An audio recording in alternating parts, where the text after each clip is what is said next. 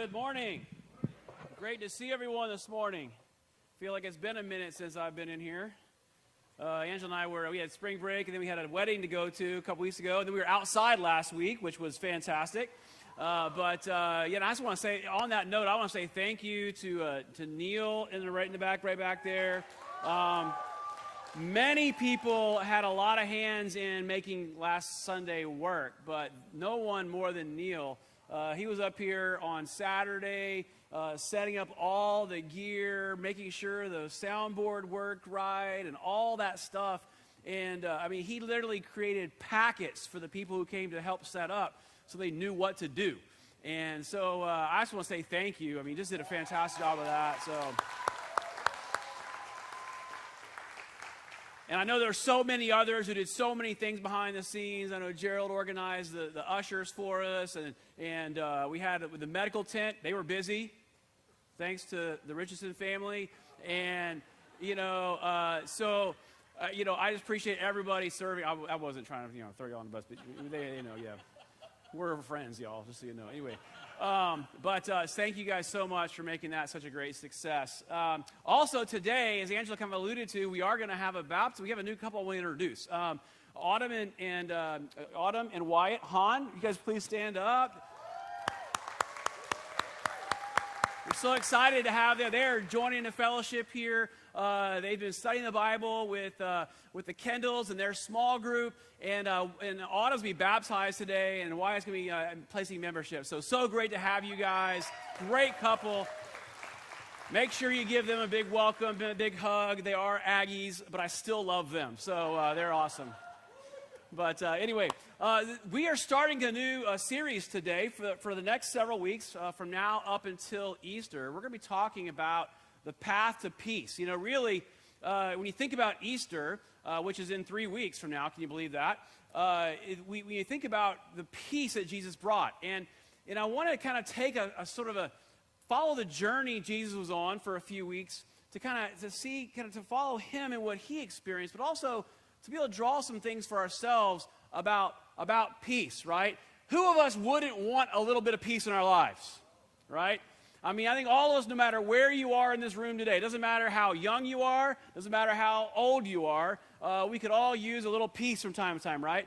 If you are a high school student in here today, you're probably thinking, I just need a break. School stinks. Give me some peace, right? There's that one class I don't like, or that teacher, or the pressure at school. Or my parents are on my case about this. You say, I just want some peace, right? Someone leave me alone. If you're a parent in here today, and you're kind of going, man, these kids of mine, if only they would, and you fill in the blank, I won't even throw anybody under the bus on that one, but I could have some peace, right? Perhaps you are a single adult in here today, and you go, you know what? If only my roommates weren't so doggone messy, right? And they didn't turn the music up in the morning this loud, or if only whatever, and we can fill in the blanks, right? All of us, wherever we at, no matter how old we are, I would imagine we define peace in different ways, perhaps. But for most of us, peace just means the absence of struggle, right? Who of us wants to struggle? And so the idea of peace would be simply, okay, I can just sit down, I can breathe. And you know what? That's not entirely wrong, right? Peace. Here's the definition. I looked this up. There's a lot of definitions of peace because obviously it's a rich word. But the one I like is the freedom of the mind from annoyance, distraction, anxiety. It's tranquility or serenity. And I thought, wow, that's a cool way to put it, right? It's tranquility. I would love some tranquility, right, in my life. And so I want us to look at this concept. The Hebrew word, and we've talked about this before, the Hebrew word shalom, really, the word for peace, it sort of encompasses this holistic view of what peace is. It's like an entire body, mind, spirit thing. It's not just like, okay, the absence of conflict. It is actually sort of state of being where everything is where it should be. It's a wholeness, right? That comes.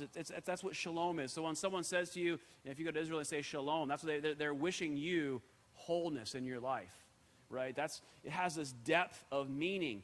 And so Jesus' path to the cross, somewhat ironically, is, I think, in some ways a blueprint or a form, if you will, or a way that we could envision and understand how we, as disciples and followers of his, can find peace.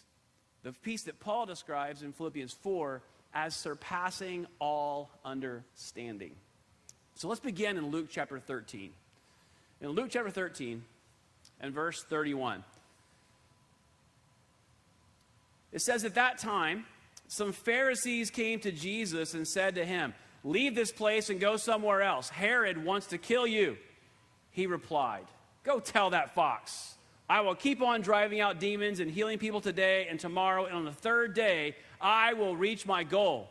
In any case, I must press on today and tomorrow and the next day, for surely no prophet can die outside Jerusalem. Jerusalem, Jerusalem, you who kill the prophets and stone those sent to you, how often I have longed to gather your children together as a hen gathers her chicks under her wings, and you are not willing. Look, your house is left to you desolate. I tell you, you will not see me again until you say, blessed is he who comes in the name of the Lord. Now, this is kind of what I would consider, you could kind of, there's a lot of places along Jesus' journey to Jerusalem, to the cross, and to resurrection that we could begin. But I want to begin here because I think this has something, there's a moment here that I think is really intriguing and relevant for us. And so basically what's going on here is that Jesus, some guys come to him. Now it says the Pharisees. Not all Pharisees were enemies of Jesus. These Pharisees actually were his friends, and they're coming and saying to him, hey, guess what?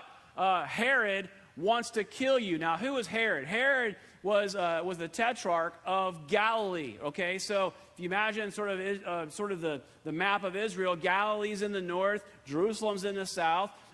Israel had been divided up into jurisdictions. Herod was king over the northern part, and he's the guy who killed John the Baptist. Okay, so if you're kind of wondering which one, there's a lot of Herods in the Bible. This is the Herod who killed John the Baptist, and so his jurisdiction is Galilee in the northern part, right? And so Jesus is up there. Nazareth is not far from Galilee, and so Jesus is up there, and he's preaching and teaching, and so the guys come to him and say, look, man, the king over here wants to kill you. And Jesus' response is pretty great. He says, look, you know what? You tell that fox. You tell him, I'm gonna reach my goal. And then he kind of, Jesus is almost, you get a sense of Jesus' humor here, because I really believe he had his tongue firmly in the cheek when he says this. This is Dave's translation of the verse, okay? You tell that goofball he can't kill me because prophets die in Jerusalem, not Galilee. That's basically what he's saying. He's saying, you tell that knucklehead, he ain't got nothing, because no one, how can a prophet possibly die outside of Jerusalem? I mean, there's some, I think Jesus is kind of joking, and, you know, there's this saying in Russian, every joke is a little bit of truth, and I think that's also true in English. And so, you know, Jesus here is kind of saying, hey, and there's a joke here, but really there's also some truth to it.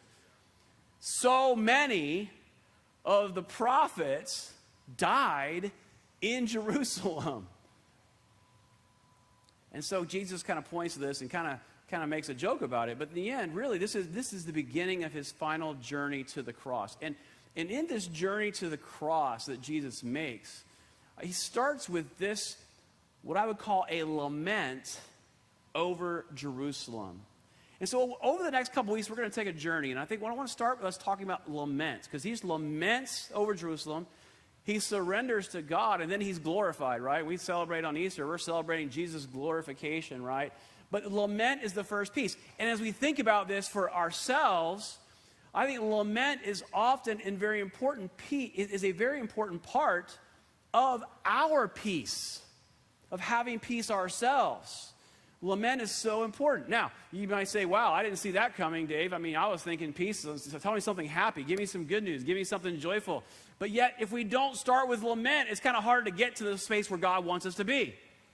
And Jesus begins by lamenting over Jerusalem and how God has longed for centuries to redeem Israel, and how they've scorned the prophets that he sent. And Jesus laments all of that in these few short verses. I think sometimes we gloss over lament because peace is often seen for us as the absence of struggle. And so we don't want to be overcome by it, so we try to kind of avoid hard things. I appreciate what Andy had to share this morning, and sharing very vulnerably about his sister. And we didn't even coordinate. I was like, wow, Holy Spirit happening right here today. I'm going to talk about lament in a minute. And now Andy's up here talking, and he's lamenting before us all, right? It's such an important part of peace. Lament is a spiritual practice that reconstructs meaning after disorienting effects of suffering. Guys, we need that. That's part of our spiritual toolbox, if you will, is being able to lament individually and collectively. In fact, lament was a big part of Israel's worship. You realize 40% of the Psalms, okay, the book of Psalms, the book right in the middle of the Bible, is basically not just a poetry book. Actually, that's a song book. It's an ancient song book is what that is, okay? And so in that ancient song book, 40% of those songs and psalms, were considered laments. 40%. Do you know what percentage of the average modern songbook today is made up of laments? 4%, right? 4%. Even collectively, as a culture, in our church culture here, in church culture kind of in general, we're not always really good at this lament thing. Mostly we come in, I'll be honest, I come into church and I go, man, I just want to get pumped up. I don't want to talk about sad things. I just want everybody to be happy. Let's just get the band up there, get them fired up, let's go. I'm going to go out there and yell and jump up and down, tell a funny joke, and we're all going to be happy and leave here. But the reality is, if we don't lament, we don't deal with the things that trouble us and wrestle with that with God, we're just kind of putting a Band-Aid on something that's just going to fester, you know what I'm saying? And so we have to get good at this. We have to figure this out. It's such an important piece of our spiritual walk. Worship is not an escape from struggle. It's how we surrender our struggles to God. You come in here, I've said this before and it was totally wrong and I apologize. So just check your problems at the door. Come on in. Because I don't want, basically what the rest of that sentence that no one ever said was, because I don't want to hear it. But really, we should bring our struggles in. We wrestle with those struggles right here, with each other, with God. And we work on that, right? We work it out. So that's part of what lament is. It is absolutely part of worship. Now, there are some fears about lament, right? And I'll dive into what it is in a minute, a little more particulars in a minute. But some of the fears we might have about lament, one is we don't want to appear weak, right? It's like, I don't want to appear weak. I got to be strong. I got to be strong for so-and-so. I don't want anyone to worry about me. I can do this. And sometimes that kind of prevents us from really leaning into laments. Sometimes we might think, well, I don't want to whine. Not whine the drink, but I don't want to whine as in complain. I don't want to complain. I don't want to be a whiner. I got to put on strong front. There's a big difference, however, between lament and complaining. I will say that. Lament is very much connected with God. And complaining is very much connected to our own irritations and sadness or whatever. So there's a difference, right? There's a difference between the two. Lament actually involves God, but it's not whining. Sometimes you might say, I don't want to burden other people. We walk in, and again, I'm speaking in a collective context right now, but this applies in many ways to us individually. We might say, well, I just don't want to burden anybody, so I'm not going to talk about it. I'm just going to kind of put on a good front, and because I don't want to burden someone else. And yet, if we can't unburden our pains in the midst of our brothers and sisters, where can we? Where? Right? We need each other in this way. Which means we've got to be good at not only sharing when we're going through something, but then also listening when someone else is going through something. That's what part of being a family is. But sometimes there's a fear. I just don't want to burden anybody. Sometimes we think, well, if I fully express my pain, it'll only increase my pain and open the floodgates to despair. But that's not what happens. That's not how that works. Or perhaps it feels unfaithful to God to question. Yet all of us in this room who have been through a difficult time in our lives, have we not questioned God? I mean, you say, oh, in church? Yes, in church. We question sometimes God's goodness. We question why. These are things, Andy shared this earlier. We wrestle with these things. And that's okay. That's part of what lament is. And so some of these things might keep us, perhaps, from really leaning into lament as a spiritual practice, as a collective, corporate spiritual practice. But yet, I believe lament, in many ways, is an act of faith. It's not a failure of faith. It's an act of faith. Because we're bringing those things to God. Let me give you an example. Look at Psalm chapter 13. Let's look at an example of one lament. There are many. As I said, 40% of the Psalms, but we'll pick one here that kind of is what I would say is very, very formulaic in terms of how we can understand lament. You guys with me? Hopefully you're not lamenting that you came this morning. All right. Psalm 13, verse 1 says, "How long, Lord, will you forget me forever? How long will you hide your face from me? How long must I wrestle with my thoughts and day after day have sorrow in my heart? How long will my enemy triumph over me? Look on me and answer, Lord my God. Give light to my eyes, or I will sleep in death. And my enemy will say, I have overcome him, and my foes will rejoice when I fall.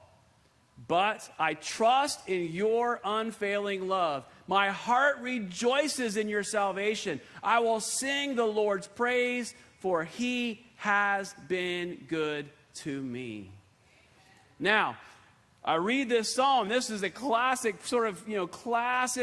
example of what a lament is. And there are really kind of what I would say three parts or three moves in this lament. The first one is that there is a crisis. Clearly this guy, the writer of this, presumably David, is going through some intense times, right? And he's feeling some stuff. We don't know the exact particulars, but we do know that there's got to be some kind of crisis because he feels that God has forgotten him. He feels that God has hidden his face from him. He wrestles with his thoughts and sorrow. He's heavy, perhaps depressed. And he's got some enemies that apparently are getting the best of him. That's all we know, but that's enough, right? We probably find some connections in there somewhere. There's a crisis. There's a precipitating event. There's some things happening. And so the writer is bringing this to God. It's a crisis that then is expressed in a complaint to God. You say, what? Complain to God? Yep. He's complaining to God. He's expressing those pains. He feels forgotten, and he brings it to him. Now, then, this complaint that he brings to God turns into a plea, right? And that plea is for God's attention. And that plea is for God's justice. Whatever was going on in his life, there was injustice that involved his enemies. And he says, God, I don't know how long you're going to hide. I'm hurting here. But bring justice. Make this right. Right? And then the third move is he goes from his request and his plea to God to praise. And this praise is an expression of trust in God's salvation and in God's promises. That's what it is. He praises God. He says, look, I trust you. After complaining and after making a request, he's like, I trust you. That is lament in its essence. Now, sometimes we can complain and stop right there, and that's not good. And sometimes we can complain and then make a request of God and stop right there, also not good. You have to complete the cycle. Like, we make our complaints to God, we bring it to him in prayer, we make our request, but then there is also that moment where we have to go, okay, God, I trust you implicitly in this trial that I am experiencing. So let me rephrase one more time and just say, okay, what does a process of a lament look like? Okay, number one, we stop, okay, and we feel it fully. You got to feel it. You can't medicate with activity. Like sometimes when we have something going on that's intense and we're feeling a lot, We got to stop and actually know, and recognize that, and so we can bring it to God, right? We can't medicate with activity or other things. We got to understand that this is important, right? So we've got to stop. So that's the first part. You got something going on, make note of it. Make the space to be aware of it, to acknowledge it, to give voice to it. Secondly, we direct our cries to God. It's not that we cry in a void, or we cry in anger, or we cry out or lash out at somebody else. Sometimes there's a somebody else involved in that, but it's not about them. We bring our cries to God. You're not. It's not to take it to them. I'm going to go give them an earful. That's not what a lament is. Lament takes it to God. It's a cry directed to God. It's a prayer of those who are deeply disturbed with how things currently are. And it's often uncensored. Right? It's uncensored, which can be pretty raw. I always laugh. My friend Mike Tolliver down in San Antonio always says, "Hey, man, tell me what you tell your wife." Right? Because the idea is, when you're alone, because usually that's where the most uncensored stuff happens, right? Like, I see all y'all, and it's like, "Hey, what's up? I go home and tell Angela, see what happened over there today." It's uncensored, right? And so there's an uncensoredness. It's like this is an uncensored expression to God. But they're to God. The third step then is to make your request. There's got to be a request. Look, God, I'm upset, I'm unhappy, or I'm disturbed, I'm distressed, whatever it is, and I'm going to bring this to you, but then there's a request. It's like whatever that happens to be. And then there's an affirmation of trust in God. You see, lament moves us from distress to praise, from disorientation to a new orientation. It takes us back to God. Because if we sit in our laments and we sit in our troubles and our trials and our struggles without taking it to God, it's not going to take us to a good place, right? So it takes us back to God. The other thing it does is it cultivates virtue in hard times. Because when we take it to God, then we have to process this through the lens of God. Even the struggles that we're having. How am I to behave? Who's God calling me to be? How I'm trusting God. There's a virtue that comes from taking this to God, right? And then it also cultivates hope because it keeps our present suffering in perspective. When we take it to God, it also puts all of it in some kind of perspective. So you say, well, Dave, we started talking about peace, and now you're talking about all this trouble, and what are we doing here, and how does this work? And you're confusing me. Why is lament so critical to peace? Why is that I'm going to call it the first step, but it's a step in the process? Well, because stuffed pain festers. It doesn't heal. Hebrews 12 and verse 15 says, "See to it that no one falls short of the grace of God, and that no bitter root grows up to cause trouble and defile many." When we stuff things and don't talk about them and don't lament them, it festers. And I've never had a wound that festered, but I've seen movies. That's just nasty, right? I mean, I don't even want to know. I remember one guy one time, I knew a guy that got bit by a brown recluse. And I remember him showing me the wound. Oh, that was like the nastiest thing I've ever seen. Because it festers, right? And when we have something that festers, it basically what's happening is it's rotting. It's rotting from the inside out. And that's what happens to us when we don't give voice to lament. And that's why it's so important for peace. We can't be at peace if we don't bring it to God. There are so many things. I mean, I don't know. I was thinking about this earlier. I was like, well, what in my life have I had to lament lately? I mean, honestly, I'm kind of one of those spaces in life where life's kind of good right now. And I'm grateful for that. But there have been many times where I feel like there's just things that I've lamented, whether it's good friends or close friends who walk away from the church or walk away from a relationship, really. That's what it is. And that hurts. And I have to get up here and kind of go, hey, guys, and be happy about it. Not about that, but you know what I'm saying? And I feel like I haven't allowed myself the space sometimes to mourn that, to lament that. That hurts. I mean, even the last couple of years with the pandemic and the changes in the way that church has kind of had to sort of shift and evolve and change and whatever and whatnot. I mean, we still have brothers and sisters who are not back with us, and it hurts. It really does. We can give voice to that. And we have to. What is it for you? Is there anything in you that's keeping you from being at peace? Because when we stuff, it won't heal. And we think maybe it will. Let me slap some new skin on there, covered up, Band-Aids and gauze. But that's not how it works. So it's critical to peace because we want to heal. It's also critical to peace because without it, worship becomes disingenuous. Right? I don't want to come in here. None of us want to come in here and kind of be fake. Look, we've all experienced fake church, right? Right? You come on in, and it's like, yay, you know, it's put on a happy face, and, you know, la, la, la, and raise our hands, and all those kind of things, and how you doing? Doing great. How you doing? Doing great.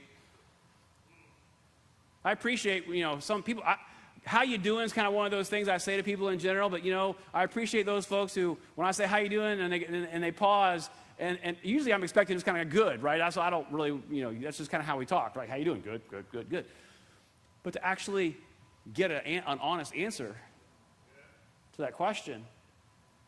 Guys, worship is about being genuine, not disingenuous. In Jeremiah 6, verse 14, he's lamenting Israel's worship and how disingenuous it is. And he's talking about the priests, and he says, they dress the wound of my people as though it were not serious. Peace, peace, they say, when there is no peace. It's fake. Right? See, that's what happens when we don't give expression to lament. It's peace, peace, and there's not peace. I know I've made mistakes in the past, you know, where I've tried to get up and try to kind of be happy and put some kind of positive spin on something that really is just pretty darn bad. You know, because I'm afraid of what's going to happen to the faith of those around me if I show weakness of lament. But it's quite the opposite, isn't it? Guys, this is part of who we are. We have to be able to give this to God. And so worship becomes disingenuous without it. And then the third thing is that real trust in God, and we all know this, is forged during seasons of discontent. That's when our real trust in God is forged. Hebrews 5, verse 8, about Jesus says this, son though he was, he learned obedience from what he suffered. Even Jesus learned through the hard times. And so if we don't lean into that, we're hurting ourselves, right? Why is lament critical to peace? Well, because we want to heal. We want to be healed. We want to be genuine in our worship. We want to learn to develop deeper trust in God. And the only way deeper trust in God is going to come to us is through struggle. I'm sorry to tell you that, but that's how it works. And so we've been talking about this a little bit. We want to be able to kind of develop this as a muscle in our congregation. I think we do some of this already, but we want to be able to continue to develop this muscle, right? And even as our worship services, give space and time to lament things, right? And I think that's part of it. Is that something we do every single time? I don't know, but we follow the psalm pattern. There's 40% of it. I'll guarantee you, any given Sunday, there's a bunch of you in here that are lamenting something, and maybe others of us that are not. But we are a family, right? And so making sure that we give space to this. So we had an idea, something we want to do this year. And this is sort of a culmination of a lot of different things happening. But on Good Friday, we want to have a lament service. We feel like it kind of fits perfectly with the theme of what Good Friday is all about, the day Jesus died on the cross, right? And so we said, let's have a lament service on Good Friday. Well, why? What is the purpose of that besides the clear connection with the cross? Well, a couple of things. One is that we have had an incredibly challenging 2 years, have we not? Let's just be real about that. In different ways, okay? Some of us have experienced loss, and different types of loss, whether it's loved ones who have passed away, whether it's lost opportunities that came because of the pandemic, things of this nature. And we need to give that to God.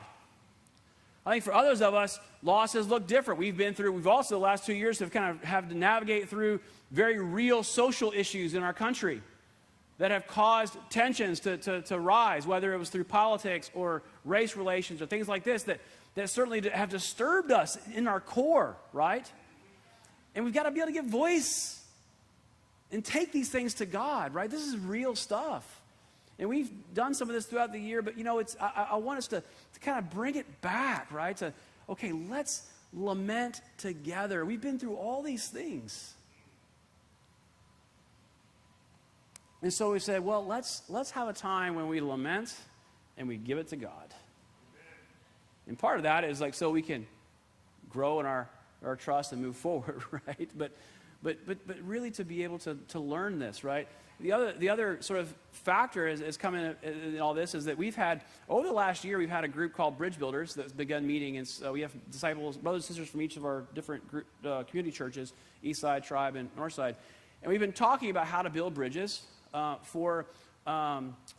our fellowship. We have a wonderfully and beautifully diverse fellowship, but the joy of that is that it's diverse, and the downside is that we don't always see eye to eye on things. And we work through that, right? And so this group is kind of designed to, hey, how can we build bridges between all of us? And it's been some wonderful conversations.